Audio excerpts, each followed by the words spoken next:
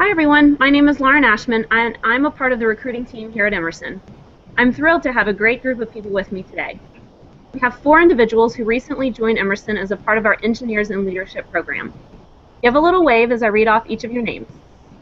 Brittany Becker joining us from Columbus, Ohio. Hello. Bill McCormick joining us from Austin, Texas. Hi everyone. Elizabeth Morris also joining us from Austin. Hey. And Katie Cook joining us from Singapore. Hi. We also have one very special guest who's been with Emerson for close to 40 years, Charlie Peters, Emerson's Senior Executive Vice President. Hi, Charlie. Hi, Lauren. Hello, everyone. We want to give these newly minted employees the chance to pick Charlie's brain on a variety of subjects. I'll let the engineers and leadership participants have the floor. So I'm curious as to how you think that the overall workplace culture is going to kind of evolve and change with this influx of our generation. If you were born in America, if you were like my father, there's some statistic that only 1 out of every 8 people was going to be kind of different from you, and now it's like 50-50, and now, and as you go into the future, the culture just in America is going to become dramatically more diverse. In a connected world, you're working in lots of different countries. You're connected throughout the world, and so the workplace is changing to where you don't necessarily sit next to the people that you're working. I mean, in this very format, we're connected all over the world. And so it is incumbent, it is essential that you develop these skills of being able to work across these different cultures. You have to understand them, and you have to respect them. When you're brought up kind of in a singular dominant culture, you don't necessarily respect the other cultures that much. When you're one of 12 cultures and you're just one of many, you're going to have to be able to respect and treat the other cultures as your equal. And so these are all skills that you can develop. But here's the key point. You don't necessarily develop them, and it is not natural for them to do. There's a lot of things that inhibit or impede your development. And so what you want to do as you build your career is you want to make sure that you really work hard on developing this skill set. And that's a lot of what we're talking about today, and that's why I'm such a big fan of this program, because I think it really, really is set up to allow you to develop that tool set. So, simple answer to your question is, in today's world, we largely worked with people who were culturally similar to us, regardless of how you define culture in terms of their business or their location or their ethnicity or whatever. But in the future world, you're going to have to navigate many, many different cultures in everything you do. So how skilled you are is going to be a determinant of how successful you are. So the earlier you recognize that, the earlier you respect that, and the more effort you put into developing these capabilities, the better you'll be. Charlie, how do you feel like our 3 rotations factor into developing our culture, both from personal standpoint and from a business career standpoint? I think your ability to work and prosper in different cultures, which requires your ability to understand culture, is one of the great tools that you can develop.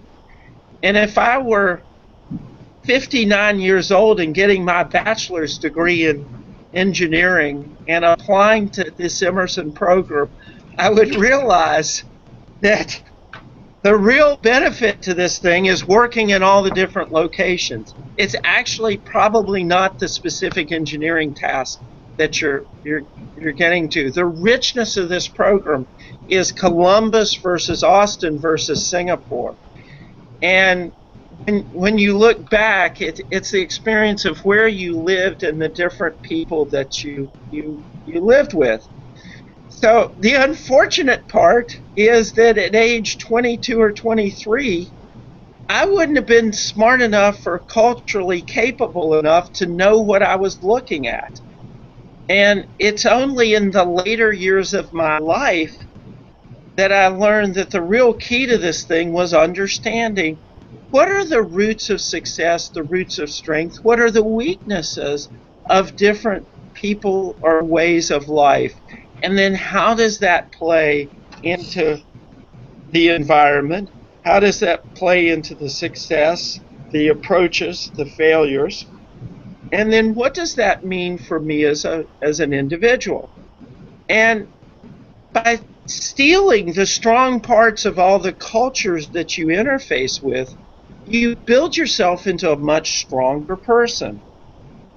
And in that, in building kind of the fibers of this thing, you also develop an ability to interact with other people and to be a better team player, be a better contributor, be a happier person, be a person who understands all that all the things that are around them. And so really what I'm trying to teach you is Austin is dramatically different from Columbus, and they're both different from St. Louis, and they're both different from Chicago, and they're really different from Singapore. And Singapore is actually really, really interesting because it's kind of a false culture too, or one that's built up from immigration. It has Malaysia in it. It has a lot of Chinese. It has Chinese that left China and immigrated there, which has its implications. So it has so-called overseas Chinese. And so in that, it has probably influence from the islands from the south. And so to get in and really understand that makes you a much more interesting and capable person, and is a real lesson. That plays out, to suggest, Bill, at your question, it plays out in the office level. It plays out in how you like living in the city and how much you understand it. And it plays out in where you want to live. And by understanding all these dimensions, you'll be much more capable when you meet people out in the world. Suddenly, when you're in Columbus and you meet somebody who went to the University of Texas, and you say, "Where did you grow up?" And they say, "I grew up in Denton, Texas, and I went to the university." You know, you can start piecing the puzzle together and understanding them and empathizing with them, and you'll learn a lot more from them and be better able to work with them. Charlie, can you give us a maybe success story on one time when you worked on a cross-cultural team and like how you went about it, and the success of the story? Well, the most advanced form of this is when I started up the Emerson Support Center in the Philippines. And this started out by investigating Asia. It was right after, it was like in 2000, and everyone was thinking about India and how a lot of intellectual jobs were going to move to India. So I was charged with going to investigate this and working it out for Emerson. And so I went and started getting engaged in India, and I was pulled into the Philippines and kind of suggested that this was maybe an alternative, and ultimately judged it that way. And it turned out that the Philippines was a dramatically different culture. So when you would go to the Philippines and create a team, you were not creating a Filipino team. You were actually creating a team of people who had varying degrees of influence. And then we were bringing in people from China and other parts of Asia, people from Singapore, and certainly a lot of Americans. We were bringing in Europeans into that. And so we started up this huge environment of actually global cultures trying to start a center. And it became a fantastic success. And I think this amalgamation of cultures had a lot to do with that, because you had the influence of the Europeans, you had the influence of the American kind of capitalistic drive, the capabilities of the Chinese managing it and really driving it day to day. You had the kind of the friendliness and the affinity with people that is kind of the core of the Filipino culture. And all of that pulled together to kind of build the best of all worlds. You had to go in there and you couldn't prejudge that the Chinese were this way, or this person has a Chinese surname, and you know, or this person comes from Europe and they have a certain attitude and everything. We had to force everybody together and kind of persevere till the goodness formed and we came out with a superior environment. So that actually proved the strength of diversity and multiculturalism, and it also forced us to overcome a lot of basically prejudice, and it also forced us to really think through what's the best part of each of these pieces of the puzzle and how do we make it work. And it influenced how we chose managers and how we fixed problems. We need a little bit of this element added to the equation. And, you know, I guess what I'm trying to convey to this group is, boy, the earlier in life you can learn that and see that and prove it and internalize that, the bigger advantage that you'll have.